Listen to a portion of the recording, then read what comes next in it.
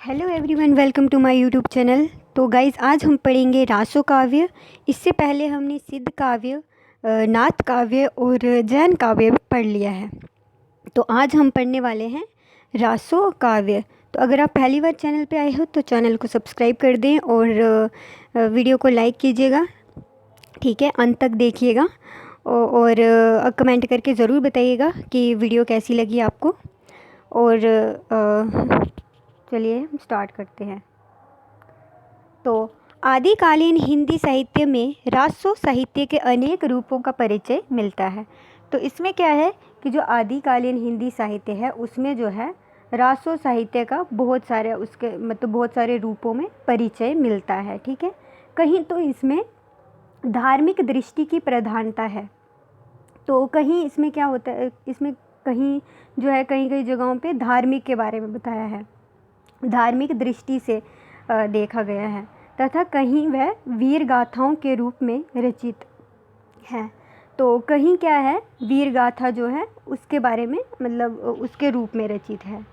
और यद्यपि कुछ जैन रासो काव्यों में भी चरित नायक के शौर्य और पराक्रम का वर्णन किया गया है, ठीक है, परंतु उन कृतियों की समाप्ति अंततः वैराग्य या शांत रस में हुई है। तो जो उसका इसमें जो है पराक्रम का वर्णन किया है और नायक और नायिका के बारे में बताया गया है, तो साथ में और उसका जो अंत है मतलब वो वैराग्य, जैसे वैराग्य हो जाते हैं या शांत, वैसा वाला इन्होंने बताया है, ठीक है।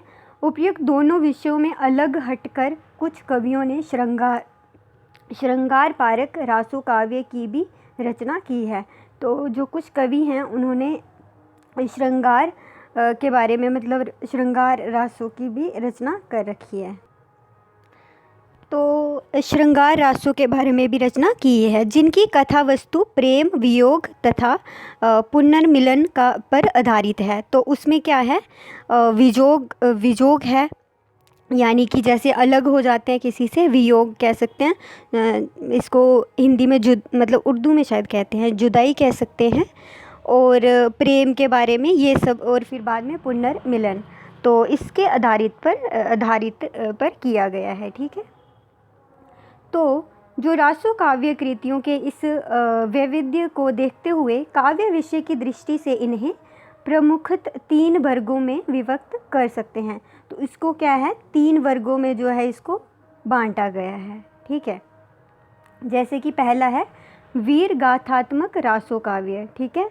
दूसरा है श्रृंगार पारक रासो काव्य और तीसरा है धार्मिक और उपदेश मूलक रासो काव्य, ठीक है। तो ये इन 3 भागों में बांटा है इसको। तो इसमें क्या है, प्रथम वर्ग है उसमें अंतर्गत उन वीर गाथात्मक कृतियों को लिया जाता है। तो जो प्रथम है उसमें जो है वीर गाथात्मक जो कृतियाँ हैं उनको लिया जाता है, जो रासों के नाम से रचित हैं, ठीक है। ये कृतियाँ मूलतः प्रशासित प्रधान चरित काव्य हैं, ठीक है। तो इस वर्ग के कवियों के अंतर्गत उन आश्रित कवियों का उल्लेख किया गया है जिनका उद्देश्य अपने आश्रयदाता राजा के चरित्र का गान करना तथा उनके शौर्य का अयुक्तिपूर्ण वर्णन करना था। तो जो वीर गाथा है उसमें मेन तो जो राजा लोग थे उनके बारे में बताया गया था, उनका जो शौर्य है उसके मतलब राजा से सारी जो बातें जो हैं उसमें बताई गई होती थी। उन्होंने राजा की जो वीर है मतलब वो किस तरह से युद्ध करते हैं, उनका जो शौर्य है उसके बारे में, जो उनका चरित्र, उनका गान कर रखा है, ठीक है। तो इसमें जो है वीर गाथा के जो प्रमुख कृतियां हैं जो है महाकवि चंद्रवरदाई द्वारा रचित पृथ्वीराज रासो है, ठीक है। और शान गंधर कृत हमीर रासो है, दलपति विजय कृत खुमान रासो और जगनिक कृत परमाल रासो और नल सिंह बाट कृत विजयपाल रासो आदि हैं, ठीक है। तो ये आपको याद रखने वाली चीज़ है, ठीक है। तो जो द्वितीय है यानी कि दूसरा वर्ग, वहाँ पे जो है श्रृंगार पारक रासो काव्य का है। तो जो श्रृंगार के बारे में, इस वर्ग के अंतर्गत वह गेय रचनाएं आती हैं, ठीक है, जिनका मूल विषय प्रेम तथा श्रृंगार रहा है। तो इसका जो है, इसमें जो है गेय रचना आती हैं और इसमें जो है उनका जो मूल है विषय है वो प्रेम के बारे में है और श्रृंगार के बारे में है। तो इस वर्ग की प्रमुख रचनाएं अगर कही जाए, अब्दुल रहमान कृत संदेश रासक है, नरपति नाला कृत विसल देव रासो तथा किसी अज्ञात कवि द्वारा रचित है तो मुंज रासो है, ठीक है। तो इसका तृतीय वर्ग में अगर तीसरे वर्ग की बात की जाए तो उसमें मुख्यतः जैन आचार्यों द्वारा रचित रासो कृतियाँ हैं, ठीक है। तीसरे वाले में जैन आचार्यों के द्वारा रचित हैं। इस ग्रंथों में धार्मिक दृष्टि की प्रधानता है, तो जो इसमें क्या है, धर्म से रिलेटेड है तथा धर्म से संबंध नीति और उपदेशों का अंकन है।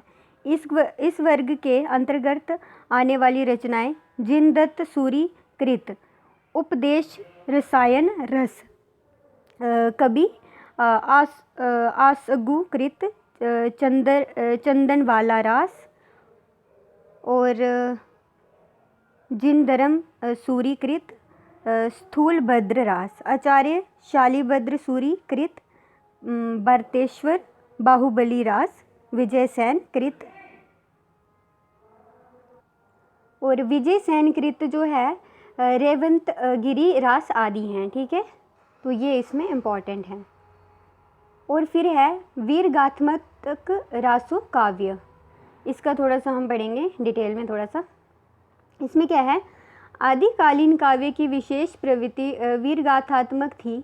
आचार्य रामचंद्र शुक्ल ने तो इसे प्रधान प्रवृत्ति मानकर इस काल का नामकरण ही वीरगाथा काल किया है, ठीक है। तो इसमें उन्होंने क्या कर दिया है, वीरगाथा काल ही इसको नाम दे दिया है ना। आपको पता है उसको आदिकाल भी कहते हैं, लेकिन उन्होंने वीरगाथा काल नाम दिया है। वस्तुत वीर काव्यों के रचयिता चारण अथवा बाट थे, जो किसी राजा विशेष के आश्रित कवि होते थे, आश्रित कवि। अतः उनकी काव्य रचना का उद्देश्य ही अपने आश्रयदाता राजाओं के चरित्र का वर्णन था, उसके शौर्य और पराक्रम का अन्य राजाओं की तुलना में अत्युत्कीर्ण अयुक्तिपूर्ण वर्णन करना था। इसी कारण इनके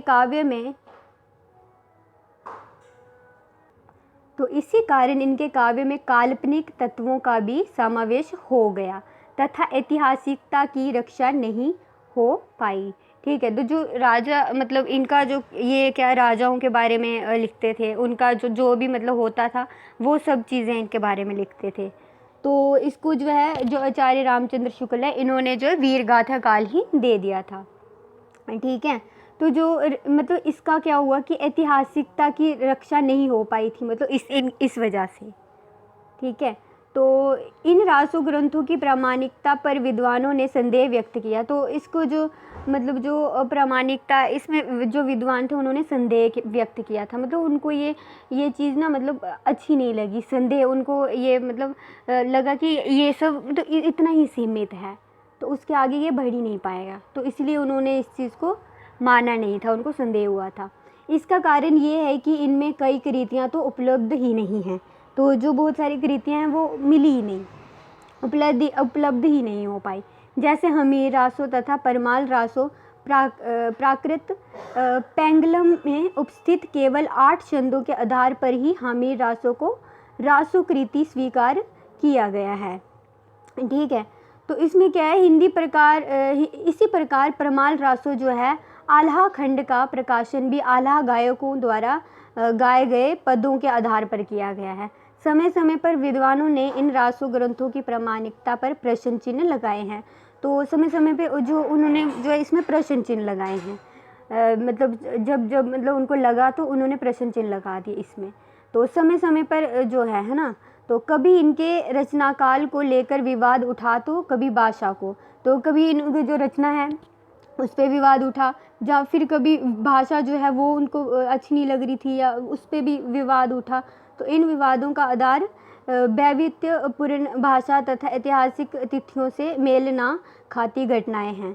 तो यद्यपि ये ग्रंथ पुण्यतः प्रामाणिक तो नहीं कहे जा सकते, परंतु इन ग्रंथों के कुछ अंशों को प्रामाणिक तथा कुछ को प्रकाशित भी बाद में जोड़ा गया है, तो कहा जा सकता है। ठीक है, तो इसमें से इन ग्रंथों की भाषा को देखकर ऐसा प्रतीत होता है कि इन ग्रंथों में प्रत्येक काल के अनुसार भाषागत परिवर्तन होते रहे हैं तथा और इसका जो है प्रकाशित अंश जुड़ते चले गए हैं।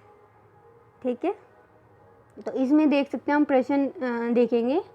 इसमें निम्नलिखित ग्रंथों के रचयिता का नाम बताइए, और साथ में जो है इसमें क्या है, पहला खुमान रासो और विजयपाल रासो, पृथ्वीराज रासो और हमीर रासो। ठीक है, तो हम इसके नाम देखेंगे।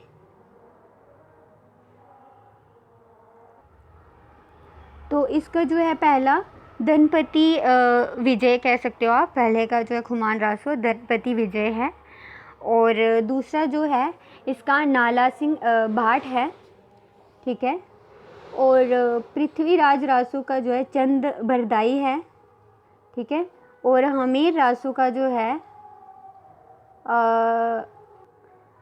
शालांगादर कह सकते हैं। अगर मैं गलत पढ़ रही हूँ तो उसके लिए सॉरी। ठीक है, तो इसमें जो है फिर है इसका वीर गाथात्मक रासो काव्य का परिचय 5 पंक्तियों में दीजिए। तो इसमें आपको परिचय देना है इसका, ये आप खुद लिखेंगे। अब देखते हैं हम श्रृंगार पारक रासो काव्य। ठीक है, वो क्या था, वीर गाथा के बारे में हमने थोड़ा पढ़ा। अब हम जिन रचनाओं का परिचय देने जा रहे हैं उनमें वीर रस तो है, परंतु श्रृंगार हावी हो गया है। तो इसमें क्या है, श्रृंगार जो है हावी हो गया था, वीर रस तो है लेकिन श्रृंगार का ज़्यादा बोलबाला है। इन ग्रंथों में श्रृंगार के वियोग तथा संयोग दोनों ही पक्षों का चित्रण हुआ है। तो इसमें वियोग और संयोग दोनों पक्ष जो है उनका चित्रण हुआ है। इन कृतियों का अंत नायक नायिका के पुनर्मिलन से हुआ है। तो इसमें क्या है, मतलब इसमें पुनर्मिलन भी हुआ है, इसका जो अंत है पुनर्मिलन से हुआ है। ठीक है, इस वर्ग में हम जिन 2 प्रमुख कृतियों की चर्चा करेंगे वह है संदेश रासक तथा विसलदेव रासो। ठीक है, क्या है, 2 संदेश रासक तथा विसलदेव रासो। इन रचनाओं की विशेषता ये है कि इन दोनों कृतियों में संदेश परंपरा का निर्वाह किया गया है। तो ये परंपरा परवर्ती साहित्य में भी नयोनिदिक रूप से मौजूद है। तो जिनमें जयसी का पद्मावत और उल्लेखनीय है, जयसी का क्या है, पद्मावत, तो उल्लेखनीय है। संस्कृत साहित्य में कालिदास ने मेघदूतम में इसी परंपरा का निर्वाह किया था। तो आइए हम इन कृतियों के विषय में जानकारी प्राप्त करते हैं। अब हम पढ़ेंगे संदेश रासक। तो इसमें क्या क्या दिया गया, संदेश रासक जो है 12वीं शताब्दी में प्रणीत एक अपभ्रंश रचना है। क्या है ये, अपभ्रंश रचना है। कब की, 12वीं शताब्दी। ये ग्रंथ अदहमन अब्दुल रहमान द्वारा रचित है। किसने रचा है, अब्दुल रहमान। इनमें 223 पद हैं। कितने हैं, 223 पद। ठीक है, तथा यह 3 प्रक्रमों में विभक्त है। अब विसलदेव का है, इस कृति के रचयिता नरपति नाला है। कौन है, नरपति नाला। और इस ग्रंथ का रचना काल 1155 ईस्वी माना जाता है। ठीक है, और इसमें चरित नायक विग्रह राज तृतीय है। ठीक है, इस वर्ग के अंतर्गत वह ग्रंथ आते हैं जो जैन कवियों द्वारा रास या रासों के नाम से लिखे गए हैं। तो जो इसमें क्या है, जैन कवियों द्वारा रचे गए हैं उनके जो आते हैं। ठीक है, इनकी विषय वस्तु धर्म तथा उपदेश पर आधारित है। तो इनका क्या है, धर्म के रिलेटेड है, आपको पता ही है, अभी तक तो पता चल गया आपको, हमने इतना पढ़ा इसके बारे में। यद्यपि इनमें वीर रस का निर्वाह है, परंतु इन सभी ग्रंथों का अंत शांत रस में हुआ है। तो इसमें क्या है, शांत, इसका अंत किस में हुआ है, शांत रस में। ठीक है, और शालिभद्र सूरी में शनवेद के पुत्रों बाहुबली तथा भरत के युद्ध की कथा तथा अंत में बाहुबली द्वारा वैराग्य लेने की कथा है। इस प्रकार इन ग्रंथों में वीर गाथात्मक रासो काव्य कृतियों के समान वीर रस की प्रधानता नहीं है। तो इसमें क्या है, जो मतलब इसमें ना वीर रस की प्रधानता नहीं है उतनी। ठीक है, तो इन ग्रंथों के रचयिता का उद्देश्य भी प्रश्नमूलक चरित्र काव्य लिखना नहीं है, अपितु धर्म उपदेश का कथा के द्वारा प्रतिपादन है। तो इसमें वही हमने पढ़ा कि धर्म से रिलेटेड इसमें है ज़्यादा, ठीक है। और इसके जो प्रश्न देखेंगे हम, निम्नलिखित कथनों के सामने, मतलब इसमें हमने टिक क्रॉस लगाना है। तो संदेश रास के रचयिता नरपति नाला हैं, तो क्या है आपको पता है, सही है कि गलत, आपको बताना है, आपको बताना है कि है कि नहीं। तो अभी पढ़ा हमने, तो आपको पता है इसमें गलत है, ये पहला वाला जो है ना गलत है, ठीक है, ठीक है। दूसरा क्या है, विश्लदेव रासो का रचना काल 1155 ईस्वी है या नहीं। तो ये भी हमने अभी पढ़ा, ये भी हमने अभी पढ़ा, ठीक है। तो इसका सही है, ठीक है ना, ये वाला आपको लग रहा है ना सही, अभी तो पढ़ा हमने इसको। फिर है तीसरा, भारतेश्वर बाहुबली रास में ऋषभदेव के 2 पुत्रों के बीच हुए युद्धों का वर्णन है या नहीं, ये आपको बताना है, ठीक है, सही है या गलत, ये आपको बताना है। तो इसमें आपको बताना है कि ठीक है या नहीं। तो इसका जो है तीसरा ठीक है, ठीक है। और इसका जो फोर्थ वाला है, संदेश रासक 13वीं शताब्दी की रचना है या नहीं। तो ये जो है संदेश रासक जो है 13वीं शताब्दी की नहीं है, तो ये गलत है, ठीक है। और फिफ्थ वाला है, उपदेश रसायन रास के रचयिता जिनदत्त सूरी हैं। तो हाँ हैं, ठीक है, तो ये सही है, ठीक है, गलत, सही, सही और ये, ठीक है, ये इसका रहेगा। तो ये भी आज ही पढ़ लेंगे, लौकिक साहित्य है ना, तो ये पूरा कंप्लीट हो जाएगा ये वाला। फिर हम नेक्स्ट इकाई 3 शुरू करेंगे अगले वीडियो में। तो इसमें पहले हमने जिन प्रवृत्तियों की चर्चा की है वह विशेष विषयों से संबंध थे। तो जैसे नाथ, जैन तथा सिद्ध संप्रदाय का साहित्य धार्मिक विषय से तथा चारण कवियों की वीरगाथात्मक कविता लेखन से, है ना। तो इसमें अतिरिक्त आदिकाल में एक प्रवृत्ति लौकिक साहित्य की भी थी। तो इसमें क्या है, आदिकाल में एक प्रवृत्ति कौन सी है, लौकिक की भी है। तो इस साहित्य के अंतर्गत जनता के मनोरंजन हेतु अमीर खुसरो द्वारा मुकरियों तथा पहेलियों का सृजन किया गया है। तो जो लौकिक साहित्य में क्या किया गया है, इसमें जो हंसाने के लिए, मनोरंजन के लिए अमीर खुसरो जो हैं उन्होंने मुकरियाँ और पहेलियाँ को, तो पहेलियाँ जो होती हैं उसका जो है इसमें मतलब सृजन किया है, उसके बारे में लिखा है। दूसरी ओर भक्ति और श्रृंगार की प्रवृत्ति को लेकर विद्यापति ने साहित्य रचना की है। तो जो विद्यापति हैं उन्होंने श्रृंगार की प्रकृति को लेके इन्होंने जो है साहित्य की रचना कर रखी है। तो धनपाल नामक जैन कवि ने सामान्य व्यक्ति को काव्य का नायक बनाकर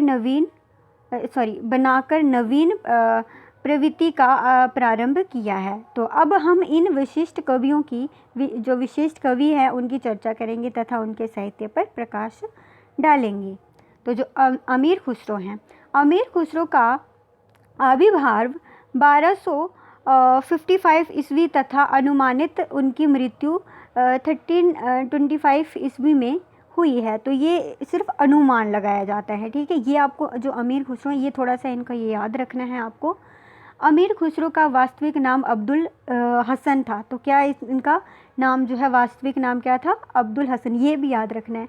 कभी कभी MCQs में पूछ लिया किसी में, ये तो वैसे BA के लिए है लेकिन ये चीज़ याद रखनी ज़रूरी है, अगर आप आगे जाके भी पढ़ते हो तो उसके लिए ये इम्पॉर्टेंट होता है। आदिकाल में खड़ी बोली में काव्य की रचना करने वाले अमीर खुसरो की सर्वप्रथम कवि थे। तो जो अमीर खुसरो हैं वो सर्वप्रथम कवि भी माने जाते हैं, आदिकाल के जो खड़ी बोली जिन्होंने सबसे पहले लाई है, ठीक है, सर्वप्रथम उनको माना जाता है, ये याद रखना है।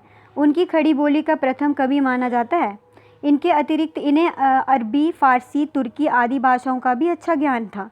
तो इनको जो है अरबी भी आती थी, फ़ारसी भी आती थी और तुर्की भी आती थी, ये भी ये जानते थे। अनेक मसनवियों का प्रयन इन्होंने फ़ारसी में किया है, ठीक है। तो बहुत सारी चीज़ों का इन्होंने फ़ारसी में लिखा है इन्होंने।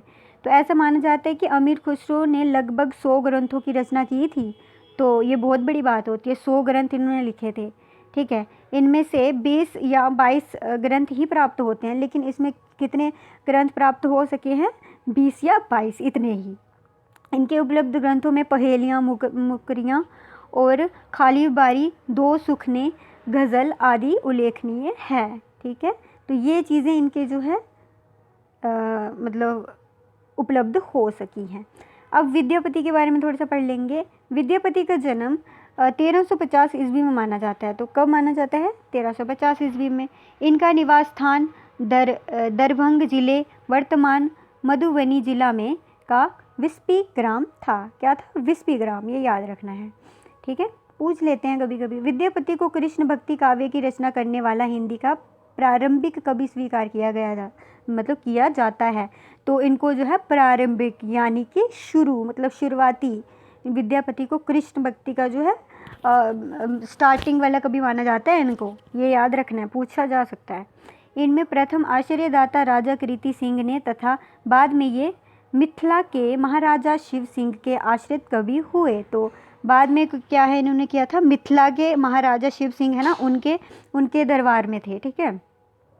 उनके दरबार में लिखते थे, ठीक है।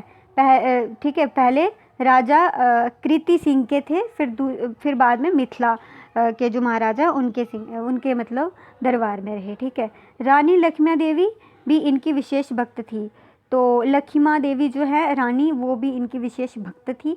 विद्यापति ने अपने अधिकांश ग्रंथों की रचना संस्कृत में की है। तो इन्होंने किस में की है? संस्कृत में ज़्यादा। इनमें द्वारा संस्कृत में रचित ग्रंथों की संख्या 11 मानी जाती है। कितनी? 11 मानी जाती है, जिनके नाम है शैव सरवसार, शैव सरवसार, और है प्रमाणभूत पुराण संग्रह, और बुपरिक्रमा, पुरुष परीक्षा, और है लिखनावली गंगा, और वाक्यावली, ठीक है। तो दान वाक्यावली, विवक्षसार, गाया पत्रलक, वर्णकृत्य, और तथा दुर्गा भक्ति तरंगिणी। तो ये चीज़ें आपको याद रखनी है। हाँ, मुश्किल है थोड़ी, लेकिन थोड़ी सी तो आपको याद रखनी है। ये अगर पूछा जा सकता है 11, तो इसमें से पूछ लेंगे कि कौन सी है, तो ये आपको याद रखनी है, ठीक है। हिंदी साहित्य के अंतर्गत विद्यापति के 3 ग्रंथों का उल्लेख किया जाता है। तो कितने इनके ग्रंथ? 3 ग्रंथ के उल्लेख किया जाता है, बताया जाता है, ठीक है, साहित्य में। तो कृतिलता, कृतिपताका तथा पदावली, दिस इज़ मोर इम्पॉर्टेंट। ये भी क्वेश्चन में अगर MCQs की बात करें तो उसमें ये पूछे जाते हैं। तो BA में तो आपको ये सारा करना पड़ेगा, उसमें MCQs वाला कुछ ऐसा आता नहीं है। बट अगर आप बाद में रखते हो ये चीज़, तो बाद में आपको ये ज़रूर आ सकता है, मतलब पूछे जा सकते हैं। अगर आप हिंदी को लेके आगे पढ़ते हैं तो ये आपको नॉलेज होनी चाहिए, ठीक है। तो कृतिलता और कृतिपताका चरित्र काव्य है, और विद्यापति की पदावली एक श्रृंगारिक तथा भक्ति पारक रचना है, ठीक है। उनकी प्रमुख 2 कृतियाँ कृतिलता तथा पदावली का हिंदी साहित्य में विशेष स्थान है। तो जो 2 प्रमुख ये हैं, इनकी जो है कृतिलता और पदावली जो है साहित्य में विशेष स्थान है, यानी कि बड़ा स्थान है इनका। अब हम धनपाल के बारे में थोड़ा सा देखेंगे। धनपाल की भविष्यदत्त कथा अपभ्रंश में रचित एक कथा काव्य है। तो किस में रची है? अपभ्रंश में।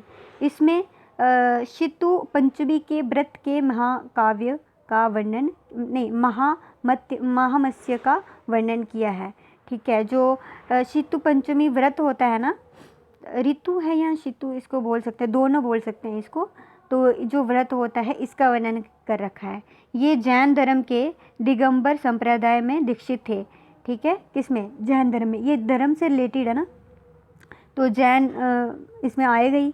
और इनका समय 10वीं शताब्दी माना जाता है। कौन सा? 10वीं शताब्दी। ये एक प्रबंध काव्य है। इनकी विषय वस्तु अत्यंत व्यापक है। इनमें मुख्य कथा के साथ अनेक प्रासंगिक कथाओं का समावेश भी किया गया है, जिनका कहीं ना कहीं मुख्य कथा के साथ तादात्म्य है। इस काव्य ग्रंथ की एक विशेषता ये है कि इसका नायक कोई राजा या विशिष्ट व्यक्ति ना होकर एक साधारण व्यक्ति है। तो इसमें जो है ये विशेष चीज़ है। तो इस कृति की भाषा साहित्य अपभ्रंश मानी जाती है। तो कौन सी? अपभ्रंश मानी जाती है। राहुल शंकरदयाल ने इनकी भाषा को पुरानी हिंदी कहा है। तो जो राहुल जी उन्होंने पुरानी हिंदी माना है इनकी भाषा को। इसमें लोक भाषा के शब्दों का भी समावेश है। धनपाल ने मुहावरों और लोकोक्तियों का भी प्रयोग किया है, जिसमें इन कृति की भाषा और शैली में कसाब आ गया है। ठीक है, अब है डोला मारूरा दूहा। डोला मारूरा दूहा लोक भाषा में रचित श्रृंगार पारक काव्य है। 11वीं शताब्दी के इस श्रृंगार पारक रचित काव्य में 17वीं सदी में कुशल राय वाचक ने कुछ और अंश जोड़कर इसे विस्तारित किया है। तो इस काव्य में श्रृंगार के विरह पक्ष की मार्मिक अभिव्यक्ति हुई है। ठीक है, तो अब इसके प्रश्न हैं, ये लास्ट है हमारी। ठीक है, तो इसका जो पहला प्रश्न है, विद्यापति की पदावली किस प्रकार की रचना है, और दूसरा है अमीर खुसरो का वास्तविक नाम क्या था, ये बताना है। खड़ी बोली हिंदी का प्रथम कवि किसे माना जाता है, ये आपको बताना है। और आदिकालीन किस लौकिक कृति का नायक राजा या वशिष्ठ व्यक्ति ना होकर एक साधारण व्यक्ति है, ये आपको बताना है। कृष्ण भक्ति काव्य की रचना करने वाला हिंदी का प्रारंभिक कवि कौन है, तो ये भी आपको बताना है। जो कृष्ण भक्ति सबसे पहले किसने की थी, ये अभी अभी हमने पढ़ा था। ठीक है, और आदिकालीन विविध लौकिक काव्यों का उल्लेख 5 पंक्तियों में कीजिए। तो इसके मैं आपको आंसर भी बता देती हूँ, वेट। हाँ, तो इसके ये आंसर जो है लास्ट में दिए होते हैं। तो ये देखिए, इसका पहला जो उत्तर है, पहले का जो है श्रृंगारिक तथा भक्ति पारक है, और उनका जो नाम क्या था, अब्दुल हसन। और फिर है अमीर खुसरो थर्ड वाले का, और भावी सैयद कहा जाता है उनको, मतलब फोर्थ वाला जो है। और लास्ट वाला क्वेश्चन जो है विद्यापति। ठीक है, ये आपको याद रखने हैं। ठीक है, तो हमारा जो है ये जो दूसरी इकाई थी ये कंप्लीट हो चुकी है। अगर आपको वीडियो अच्छी लगी होगी तो लाइक कीजिए, चैनल को सब्सक्राइब कर दें, और मिलते हैं नेक्स्ट वीडियो में। अब थर्ड इकाई पढ़ेंगे हम उसमें। चलिए, वीडियो बहुत लंबी हो गई है, संभाल लीजिएगा आप, और चलिए हम फिर मिलते हैं नेक्स्ट वीडियो में।